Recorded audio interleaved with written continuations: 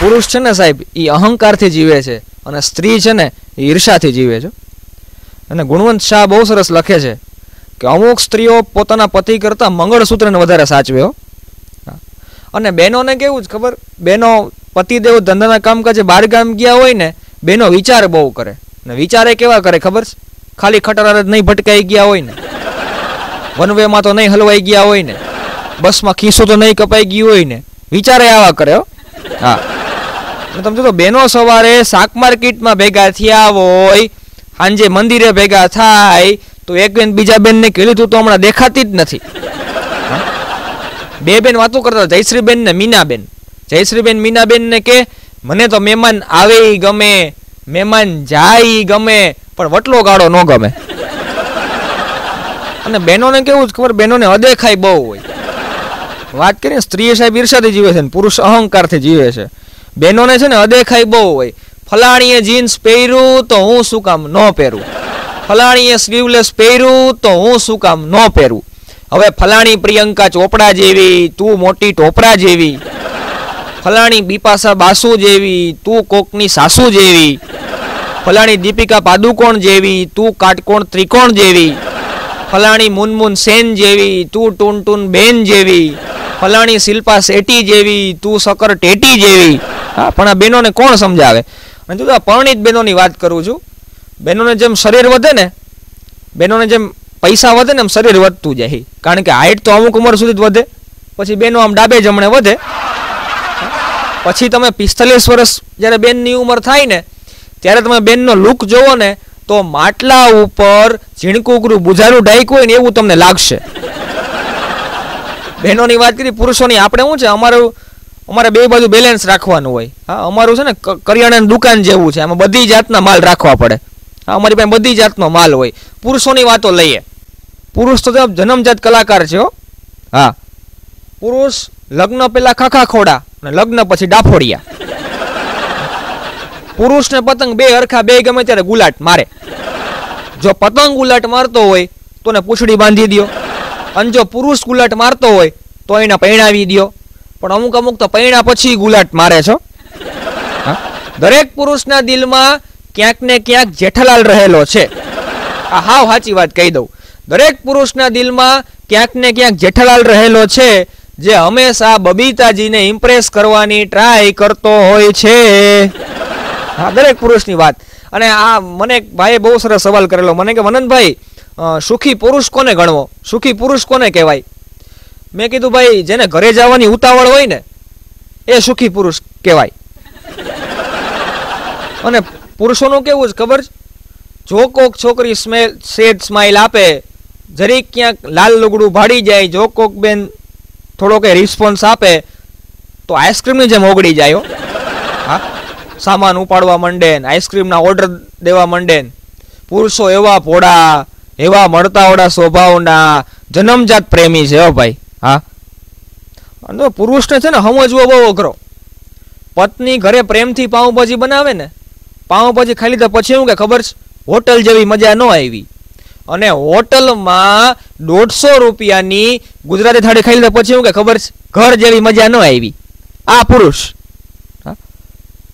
અને તમે જોજો, પત્ની પ્રેમથી ઘરે જમવાનું બનાવશે ને, પુરુષ થોડુંક ખાય. હા, પછી રાતના 2 વાગે ને એટલે ભૂખ લાગે, પછી રાતના ડબરા ગોતતા હોય એકલા એકલા. હા, હા, પછી સેવ મમરાથી પતાવે. અને પત્ની ગમે એટલું પ્રેમથી, ખૂબ ભાવથી રસોઈ બનાવે, બહુ સરસ પાઉંભાજી બનાવી હોય તો એ પુરુષોને બહુ ભાવશે નહીં. હા, અને બાજુવાળી મીનાએ હાવ હળીગેલ સેન્ડવિચ બનાવી હશે ને, આમ તમે જોતો એટલા આનંદથી ખાશે. હા, ચટણી ચાટી જાય, ચટણી. હા, ખરેખર પુરુષને તો સમજવો બહુ અઘરો છે. અને સાહેબ, પુરુષો વાતો કેવી કરતા હોય કે સિગારેટના શોખીન અમે બીડી કદી પીતા નથી, સિગારેટના શોખીન અમે બીડી કદી પીતા નથી, ઘરમાં બૈરા વઢે છે છતાં, ઘરમાં બૈરા વઢે છે છતાં ઇન્સર્ટ વગર ફરતા નથી. સાહેબ, તમે એક સ્ત્રીને વાલા હશો ને તો તમે સારા એવા આદર્શ પતિ હશો. જો તમે 3-4 સ્ત્રીઓને વાલા હશો ને તો તમે તમારી સોસાયટીના કાંઈક પ્રમુખ હશો અથવા સારા એવા સામાજિક કાર્યકર હશો, પણ જો તમે આખા ગામની સ્ત્રીઓને વાલા હશો ને તો નક્કી તમે પાણીપુરી વાળા હશો. સાહેબ વાંઢાના 4 પ્રકાર છે. હા, મને એક ભાઈ પૂછેલું, મને કે મનનભાઈ વાંઢાના કેટલા પ્રકાર? મેં કહ્યું વાંઢાના 4 પ્રકાર છે. એક સધર વાંઢો, હા, એ સ્વીકારી લે કે હવે આપણું ક્યાંય ગોઠવાનું નથી, આપણે 30 વર્ષની ઉંમર થઈ ગઈ છે. હા, સધર વાંઢો એ સ્વીકારી લે કે હવે આપણું ક્યાંય ગોઠવવાનું છે નહીં, ખોટી મહેનત કરવાની કઈ જરૂર નથી, સ્વેચ્છાએ સ્વીકારી લે. પછી એક અદેખો વાંઢો. હા, અદેખો વાંઢો એટલે ફેસબુકમાં કોઈની હગાઈના ફોટા ન જોઈ શકે, એને કહેવાય અદેખો વાંઢો. જાગરણ હોય તો બારગામ વયો જાય, પછી બારગામ જાય તો ખબર પડે કે અહીંયા જાગરણ જ છે. આ અદેખો વાંઢો, કોઈના ફેસબુકમાં હગાઈના ફોટા ન જોઈ શકે, આ અદેખો વાંઢો. ને છેલ્લે એક આવી છે ખોચરો વાંઢો. ખોચરો વાંઢો છે ને, એક તો 27 વર્ષની ઉંમર થઈ ગઈ હોય, છોકરી જોવા ગયો હોય, છોકરી જોઈને આવે પછી આપણે એમ પૂછીએ કેવી હતી છોકરી, તો કે છોકરીનું છે ને નાક બહુ લાંબુ હતું, છોકરીને છે ને થોડીક હાઈટ થોડીક નીચી હતી. હવે પોતાને પગમાં 3 કપાસ શું છે એ નહીં જોવે, હા, બીજાના દુર્ગુણ દેખાય. અને માણસને એમ થતું તો બીજાના દુર્ગુણ બહુ દેખાય. હા, ક્રોધ અને અહંકાર આ બે છે ને માણસના જીવનમાં આવે. હા, માણસને છે ને ક્રોધ છે ને એ બીજાના ઉપર આવે અને અહંકાર પોતાના ઉપર આવે. ઘણા નથી કહેતા હું ન હોત તો કાંતિભાઈના લગ્ન ન થાત, હવે તું નહોતો તારા બાપના થઈ ગયા. પુરુષોની હું તમને વાત કરતો હતો. હમણાં બહેનું એવું, પત્ની 10 દિવસથી કઢી જ બનાવ્યો જમવામાં. બપોરે ઓલા ભાઈ જમવા બેહેન કઢી જ પીરસાઈ. 11મો દિવસ છે ને કઢી આવી બપોરે જમવામાં. ઓલા ભાઈ કંટાળી ને ઊભા થઈ ગયા અને સીધા બેહી ગયા. એના હાડુભાઈ રાજકોટ રહેતા હતા, બસમાં બેહી ગયા, એસટીમાં નોન સ્ટોપમાં. બપોરનો સમય, ઘરે પહોંચ્યા, જે જમવામાં હોય આપો હોય. જમવાનું પીરસાણું અને અહીંયા કઢી દેખાણીઓ, કઢી આવી. ત્યારે ઓલા ભાઈએ નિશાકો નાખ્યો કે હું તો એસટીમાં આવ્યો પણ તું કઈ ટ્રાવેલ્સમાં આવી. ફરી બહેનોની વાતો લઈએ. એક ભાઈ મને બહુ સરસ પૂછેલું, મને કે મનનભાઈ આ બેનો વારંવાર કેમ બ્યુટી પાર્લરમાં જાય છે વારંવાર? મેં કીધું એ તો સનાતન સત્ય છે, ગાડી જેમ જૂની થાય એમ ગેરેજમાં વધારે જાય. મારો હમણાં પોરબંદર કાર્યક્રમ, હું બસમાં બેઠો, મારી બાજુમાં એક બેન આવીને બેઠા, બેન હારે 3 બાળકો હતા. કંડક્ટરે મને કીધું, મને કે ટિકિટ, એટલે મેં કીધું ભાઈ 1 પોરબંદર આપો. બાજુમાં બેન બેઠા હતા, બેનને કંડક્ટરે પૂછ્યું બેન ટિકિટ? બેન કે 1 પોરબંદર આપો. કંડક્ટર કે બેન તમારી યારે 3 બાળકો છે એની તો ટિકિટ લ્યો. બેન કે આને થોડી કઈ 3 બાળકોની ટિકિટ લેવાની હોય. કંડક્ટર કે બેન આ 3 બાળકોની ઉંમર કયો જોઈ? ઓલા બેન કે આની ઉંમર 2 વર્ષ, આની ઉંમર 2.5 વર્ષ અને આની ઉંમર 2.5 વર્ષ. ઓલા કંડક્ટર ગોટે ચડી ગયા હો. એ કે બેન હું સંસારી માણસ છું હો, મને ખબર પડે, આટલા અંતરે કોઈ દી બાળકો હોય નહીં. ઓલા બેન કે હું કામ ન હોય, આ મારા દેરનો છે, આ મારા જેઠનો છે, ના મારો છે. લે, હમણાં અમારો વિધવા મંડળમાં કાર્યક્રમ હતો અમદાવાદમાં. હા, નવું મંડળ બન્યું હતું, વિધવા મંડળ. વિધવા મંડળમાં અમારો હાસ્ય દરબાર મારો હતો. એમાં નવા સભ્યનું, નવા જે સભ્યો થયા હોય એનું સન્માનનો કાર્યક્રમ હતો. મારો હાસ્ય દરબાર હતો. એમાં શરૂઆતમાં તો સ્વાગત પ્રવચન આવું બધું ચાલતું હતું. એમાં નવા સભ્યોનું સન્માન કરવાનું હતું. સન્માન થઈ ગયું પછી એક બેન પ્રવચન કરવા માટે ઊભા થયા અને એ બેને જે પ્રવચન કર્યું છે ભૂકા કાઢી નાખે એવું. 3 દી મને તાવ રહ્યો હતો. એ બેને પ્રવચન ચાલુ કર્યું, બેનો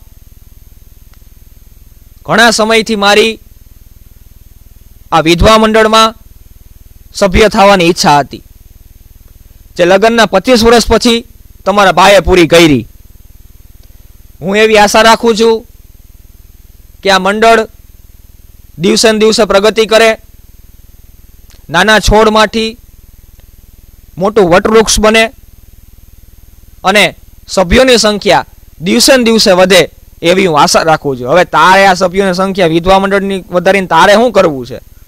પણ અમુકને શું છે બોલતા ન આવડે. ક્યાં શું બોલવું ને એની ખબર ન પડે. પગ લપસે તો જખમ થઈ જાય, પગ લપસે તો જખમ થઈ જાય અને જો જીભ લપસે ને તો જોખમ થઈ જાય. હા, 2 વિધવા બેનો વાતું કરતા હતા. એ કે પરણિત બેનો કરતા આપણે વધારે સુખી હો. ઓલા બેન કે ઈ કઈ રીતના? એ કે આપણને ખબર તો છે આપણો ધણી અત્યારે ક્યાં છે. પુરુષને કોઈ દી એનો પગાર ન પૂછાય અને બહેનોને કોઈ દી એની ઉંમર ન પૂછાય. મારે ભૂલથી એક બેનને પૂછાઈ ગયું, કોઈ દી પૂછતો નથી, ભૂલથી પૂછાઈ ગયું. મેં કહ્યું બેન તમારી ઉંમર કેટલી? મેં કહ્યું બેન તમારી ઉંમર કેટલી? મને કે 25 વર્ષ અને 72 મહિના.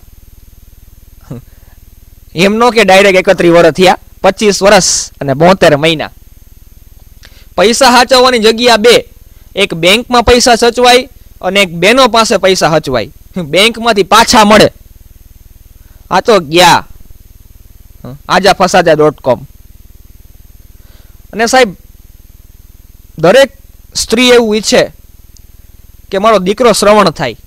દરેક સ્ત્રી એવું ઈચ્છે કે મારો દીકરો શ્રવણ થાય, પણ કોઈ સ્ત્રી એવું નહીં ઈચ્છે કે મારો પતિ શ્રવણ થાય. મારો હમણાં અમદાવાદમાં કાર્યક્રમ હતો, કાર્યક્રમ પતી ગયો, પછી એક બેન મને મળવા આવ્યા. મને કે મનનભાઈ અમારા જીવનમાં કોક દીક આવતા જાવ. મેં કહ્યું બેન તમારા જીવનમાં આવીને મારે શું કરવું છે? મને કે એમ નહીં, આરાધના સોસાયટીમાં જીવન નામના મકાનમાં હું રહું છું, એમાં કોક દીક આવતા જાવ. મેં કહ્યું બેન બોલવામાં ધ્યાન રાખો.